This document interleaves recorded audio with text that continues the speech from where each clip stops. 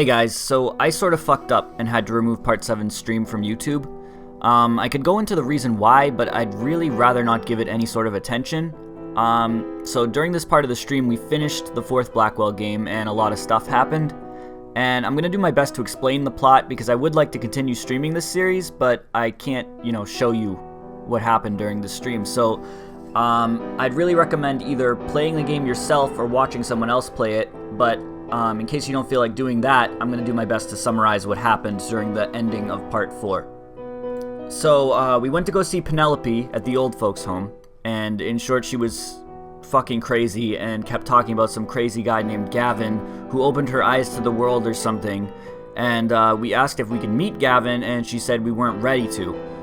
There was also an old man at the old folks' home who not only could see Joey, but also knew who he was, so Joey got all defensive and wouldn't tell us who he was and all that stuff. So, in order to earn Penelope's trust so she would tell us where we could find Gavin, we had to break into her living quarters at the old folks' home, steal the key to her daughter-in-law's apartment, break in there, get her peridot gemstone, and return it to her. After that, she told us to go see a psychic named Lisa who could tell us more about Gavin. We went to go see Lisa, and she told us that we weren't ready to meet Gavin yet, but we were referred to the most recent people that she had sent to see Gavin, being a woman named Tiffany and a college girl named Jamie. And even more interestingly though, Lisa had a photo of the old man that Joey knew from the old folks' home, so that was like a big mystery thing.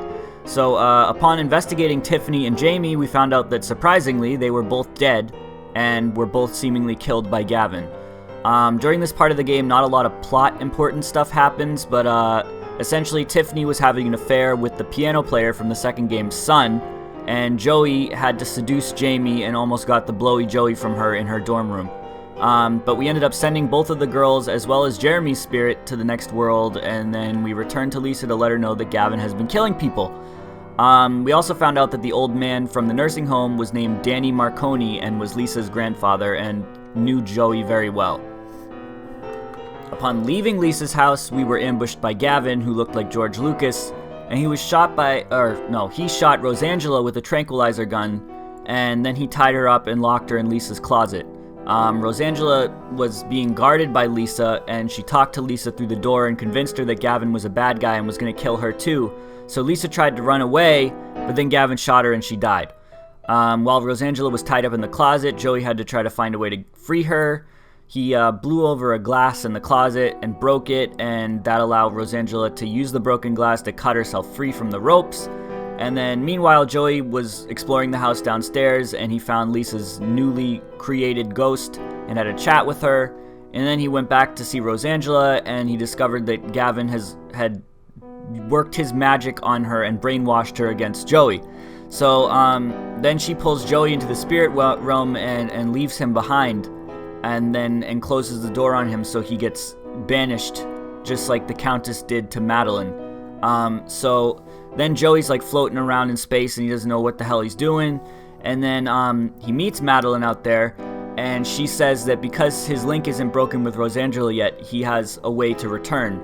And she tells him how to return on the condition that he brings Madeline with him. So Joey and Madeline return to Lisa's house in the world of the living, but Madeline mysteriously, she disappears, so then we don't know where she goes.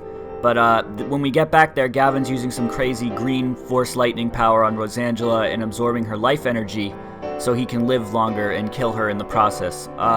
So then Joey manages to talk Rosangela out of her brainwashing, which causes Gavin's lightning magic to backfire, and it kills him.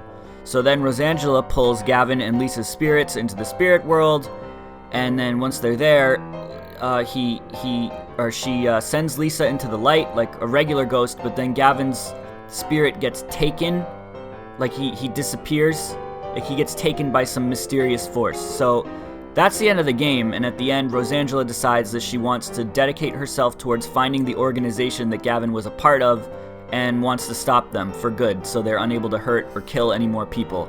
Madeline disappeared and we don't know where she is, but we know that she's back in the world of the living as a ghost. What else? And then we don't know what happened to Gavin's spirit. He was just taken by them, and we don't know who them is. Probably Satan. So, that's essentially the short of it. I was planning on leaving this stream up, but I decided it was best not to. I'd get into what happened, but that would only be drawing attention to it, and that's the opposite of what I want. So I'm sorry for the inconvenience, and I hope you stick around, and we'll be starting the 5th game soon. Again, I really recommend you either play the rest of the 4th game or watch someone else play it. I was going to play it again, but I don't really think that's necessary. So, yeah, I'm sorry, but thanks for sticking around, and I hope you stick around for the 5th part. See ya!